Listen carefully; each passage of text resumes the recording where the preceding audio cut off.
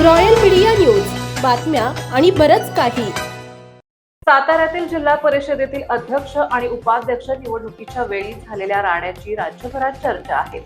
या प्रकरणाचे तीव्र पडसाद विधिमंडळाच्या दोन्ही सभागृहात उमटल्याचं पाहायला मिळाले. शिवसेनेचे मंत्री आणि सातारा जिल्ह्याचे पालकमंत्री शंभूराज देसाई यांनी गंभीर आरोप करत साताऱ्याच्या पोलीस अधीक्षकांना बडतर्फ करण्याची मागणी केली आहे. त्यांनी पोलिसांकडून धक्काबुक्की झाली असल्याचा आरोप त्यांनी केला आहे. झटापटीत त्यांच्या बोटाला जखम झाली. या घटनेनंतर शरद पवार गटाच्या खासदार सुप्रिया सुळे यांनी संतप्त प्रतिक्रिया दिली आहे. सुप्रिया सुळे यांनी पत्रकार परिषदेत साताऱ्याच्या घटनेवर भाष्य करताना निषेध नोंदवलाय.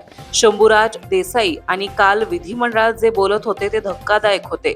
मला या गोष्टीवर विश्वासच बसत नसल्याचं सुप्रिया सुळे यांनी म्हटले आहे. महाराष्ट्रासाठी हे दुर्दैवी आहे.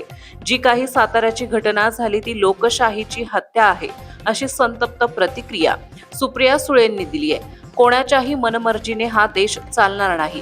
हा देश डॉक्टर बाबासाहेब आंबेडकर यांच्या संविधानानेच चालणार असल्याचं देखील सुळे यांनी यावेळी बोलताना म्हणाल्या.